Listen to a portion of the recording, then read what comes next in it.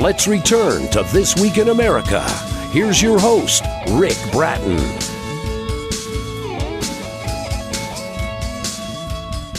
Welcome back, everybody, coast to coast, This Week in America. The idea for Just a Couple Days by Rick Michaels was an idea he had for years. It wasn't until he finally got help for his alcoholism that he was able to put it all down on paper. It's a fictional story of a miracle that happens to the character as a miracle had just happened in his life, a story of hope. It tells us that as long as we have faith and there is breath in our bodies, we can rebuild our lives no matter how far we have gone. Rick grew up in Louisville, Kentucky, drank, used drugs for over 20 years that went by, he says, in a blur. Thanks to the grace of power greater than himself and a wonderful facility called the Healing Place, he has been clean for 13 years. Finished college, rejoined the human race, and continually learning and trying to give others what has been freely given to him. Rick Michaels, author of Just a Couple Days, is our guest on This Week in America. Rick, great to have you with us on the program. Thank you for being with us. Thank you, Rick, and that's a nice name you have there. Yeah, I like yours as well. I feel like I'm talking to myself when I'm talking to Rick. This is Rick. There's an echo here in the room. It's such a wonderful job that you've done with the book and telling the story. That's a story that's a lifeline for so many people. What was the inspiration for writing the story Just a Couple Days? Okay, it's like I sort of mentioned in the little biography you read, it's just something that knocked around in my head for a lot of years, just what would happen if something like this were to happen in today's time. And it was just something I never did. And when I was at the Healing Place for the second time, and it just sort of, I guess I was still not right in my right mind. I'd really been not drinking or using drugs for, less than a few weeks maybe, but I was starting to feel creative again, and I just started writing. It just came out. I took the idea and I just started writing, and it sort of just poured out of me. Probably just took a couple months to do it and then switch it around a little bit. And I have to tell you guys that basically I was writing it for myself, but the more I wrote it, the more I realized that it could be something that other people might get, it might help them to recover as well. Well, in reading reviews, that's exactly what has happened. There are so many people in similar circumstances out there, and they benefit from you sharing your story, the story that you've written Just a Couple Days. Rick Michaels is the author and our guest on the program. The website for the book, it's published by Stratton-press.com. In their book section, you'll find it at all the usual places. Even on our website, thisweekinamerica.us, and link on directly and get information on Rick and the book. I mentioned the period of time, but several decades, where you were involved in drinking and drug abuse. Yes. Talk about that period in your life. What was that like, and how long was it actually? It actually began, when I was real young.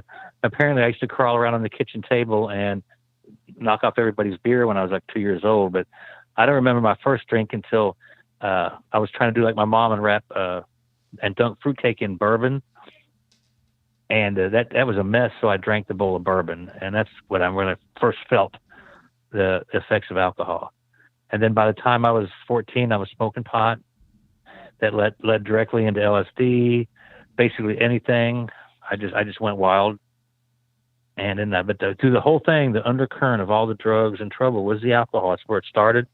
And eventually 30 years later, something like that, that's where it ended, with just the crack cocaine and the liquor.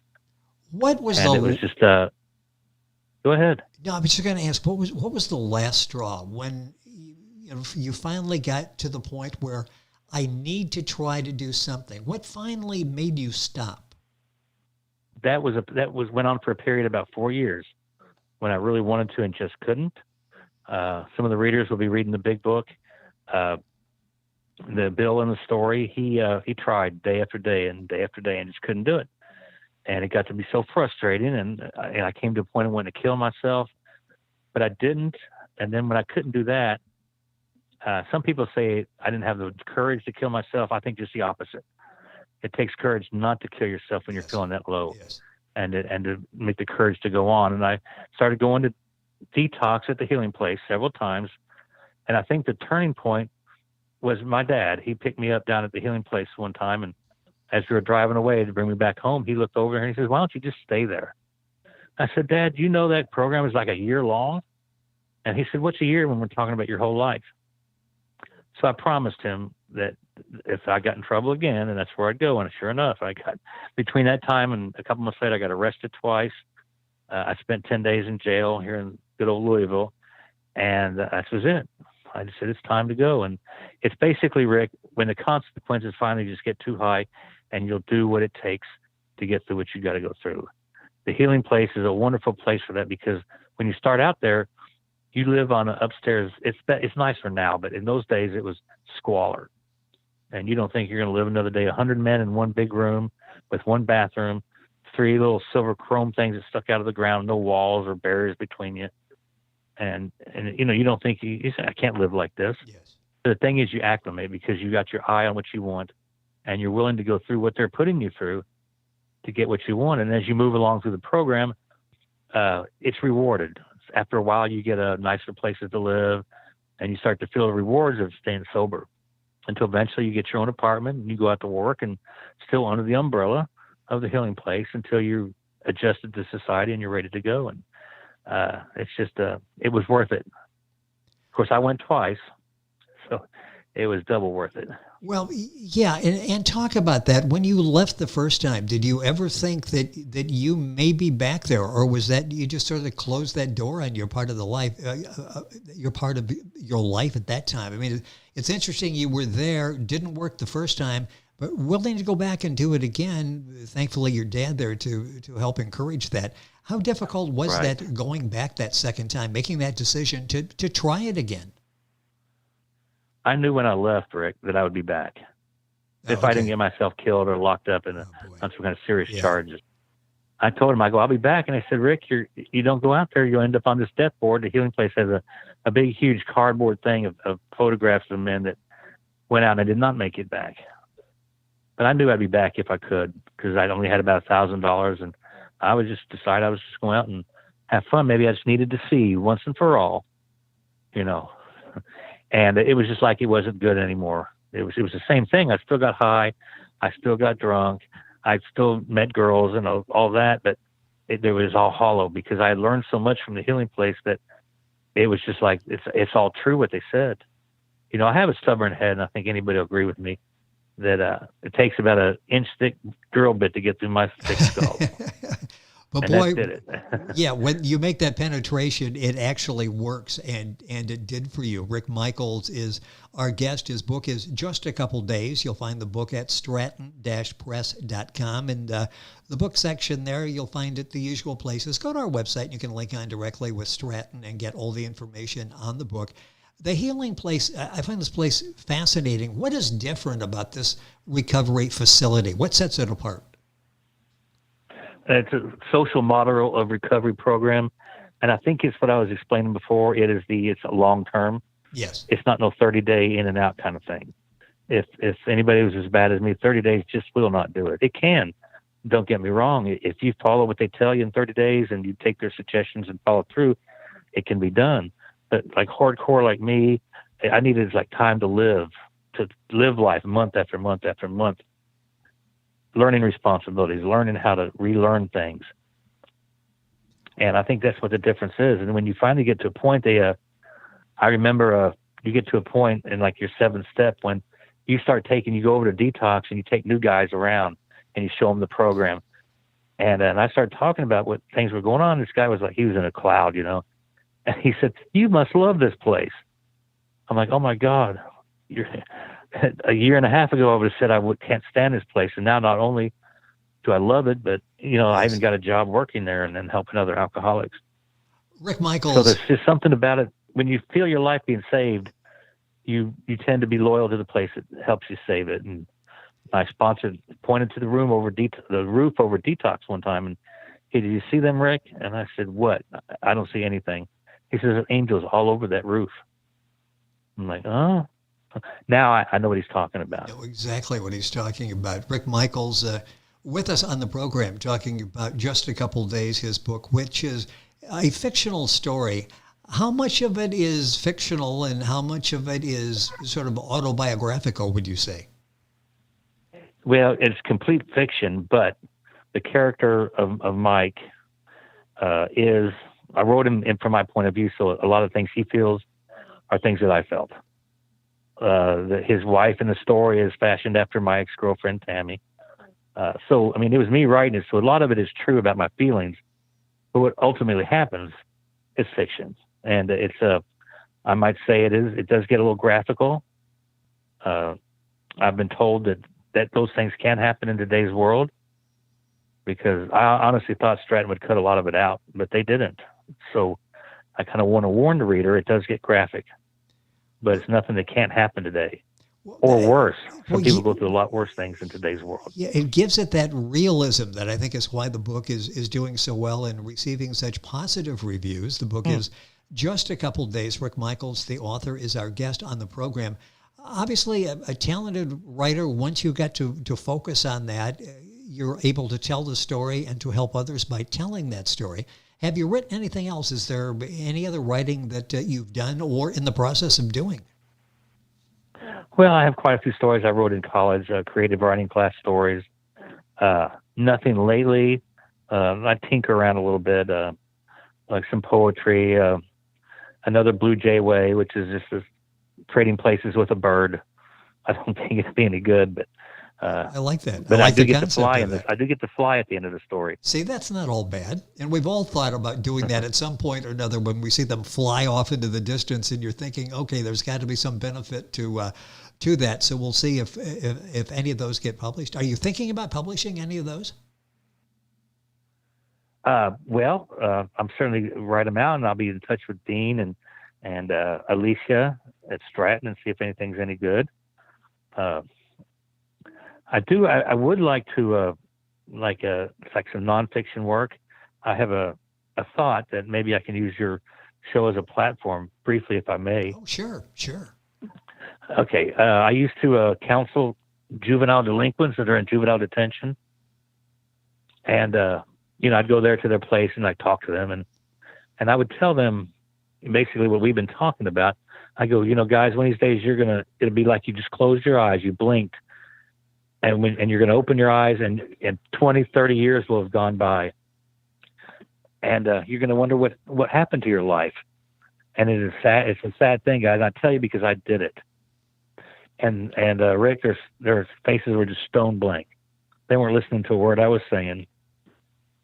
And I understand that, because I was the same way. Once I got started into this, nobody could tell me a thing. Yes. I wouldn't listen to anybody. I agree with them. Yeah, right. But I would never do anything. And that's the result. Once you get started, it's really, really hard to bring somebody back around. So I think prevention is the key to the problem.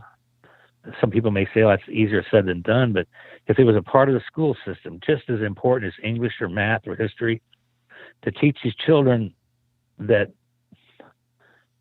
before they get started. And I think maybe if I'd had a dose of that, maybe my life would have been different, because once I got started, there was no words were going to deter me. Just like my words to those kids did not deter them. So it's just a thought. And I think about the money, just to incorporate that into a learning process when children are young, would be worth so much money that they end up in jail or treatment centers and yes. All that. It seemed to be a saving money. That's my little soapbox. Well, so and I'll shut up on that now. No, you've been there, so you understand exactly what it is you're and who you were trying to reach. And with your book, you're being able to do that. How do you think the book will help other people suffering from addiction, whether drugs or alcohol? What kind of feedback are you getting, and how do you hope this book will help others? Okay, well, I am getting some feedback from friends and family, and I'm making sure that they're not just telling me to please me. They do enjoy it, and it's like Rick, when I was at the healing place, and I wouldn't listen to anybody. Do you remember Charlie Brown? Oh, of course. When they were listening to the teachers or the parents, They were all going wah wah wah wah wah, right? Yes. That's what everybody sounded to me like when I first got down there. And then there was a couple guys down there, and I'll say their names because I'm not breaking in on enmity. One was Daryl, and one was Lem. And they were so funny. I mean, they were hysterical. They told stories that every one of us in that room got because we were all just where they were. And it was so funny. We would laugh our butts off. And then they would take it in home and bring it around serious. And then they had everybody's attention. You know, they weren't just lecturing, they were gathering the audience, and they delivered their message home. And although my story isn't really funny, there might be a few funny parts in it, I think, but it's an attention grabber. So if your attention is grabbed by the graphicness of it, then the message will come home that way. Yes. Because you're reading all the same words.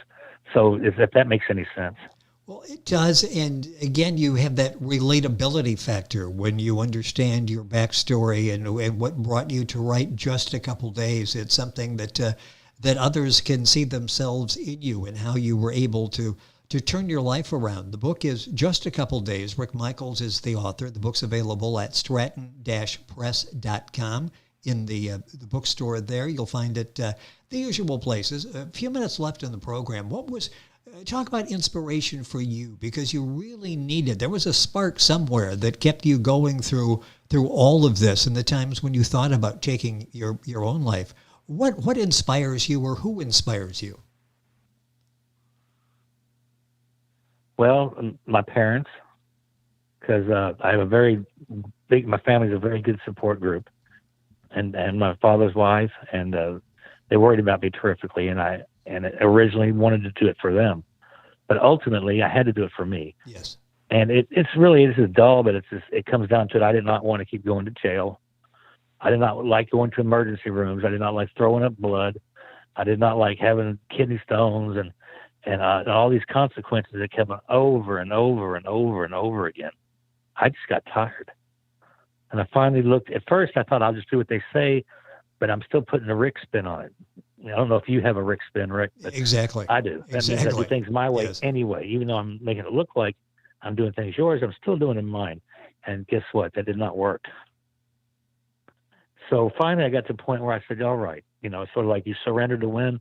I give up. What do you want me to do? I'm completely yours. Just tell me what to do, and I'm going to do it. And that's when recovery began. If that makes any sense. You have to be leveled. And yes. You build it up. Your foundation is rocky. You start all over again, and you build up step by step, day by day. And you don't count, oh my God, next year what am I going to be like? It doesn't go that way. They say one day at a time. That is so true. You don't think beyond 24 hours. Shoot, at the first time at the Healing Place, I didn't think past the hour. Just get me through the hour. Get me through this meeting. And then I'd do it again, and then the next hour, and then the next hour, then the next day. And if you do that every day, pretty soon you get close to 14 years. And it's still the fact out there. It doesn't stop, I think about it from time to time. But see, what I always do is I know to continue on with those kind of thinking and do that. Well, I know I'm 1,000% sure where I'll end up back up. The very same place that I fought so hard to get away from. So that's how I can do it. It doesn't take long after years of practice to think where you don't want to go back to.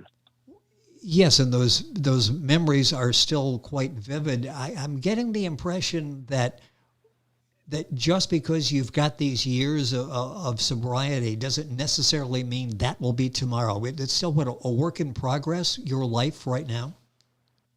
That's correct. Progress, not perfection. Yes. That's what we were about.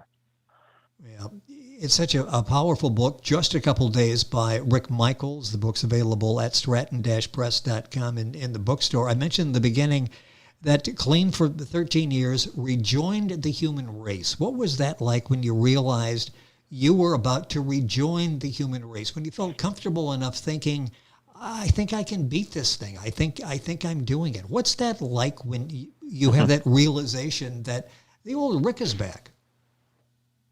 There's a couple things that you made me think about. One of them was somebody said once that you're getting better when how many keys you got on your key ring now.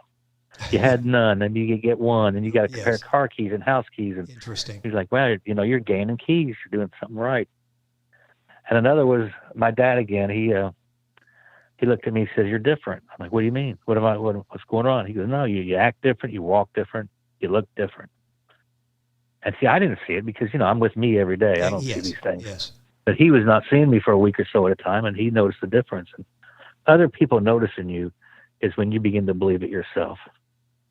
Yeah. Rick is back, and the book is a book that's touching so many people. It's available at the usual places. I'll send you to the publisher. Stratton-press.com is their website. There's a book section there where you can get information on the book. The book is Just a Couple Days by our guest on the program, Rick Michaels. Go to our website. You'll get all the information there as well. Rick, congratulations on the successful turnaround of your life. You've done an amazing job in turning your life around and extending a helping hand to other people to get them to the same point where you are right now. And remarkable job in writing the book. Thank you for sharing your story with us today on the program. You're welcome. Thank you, Rick, for the time. And remember, if I can do it, anybody can do it. And that's a fact. And Rick lays it out in his book, Just a Couple Days. Rick Michaels, our guest. Information on our website, thisweekinamerica.us. And we're back on today's program after these messages. This Week in America is online. You can visit our website, thisweekinamerica.us. Scott Pinkerton, associate producer of This Week in America. Jay Anderson, segment producer. Ben Watson, webmaster. Otto Bechet, director of engineering and TV production. This Week in America produced and is a trademark of Blue Funk Broadcasting, LLC. For information on all of our guests and to listen to this week's show, our website again at thisweekinamerica.us. And I'm Sean Bratton, executive producer of This Week in America.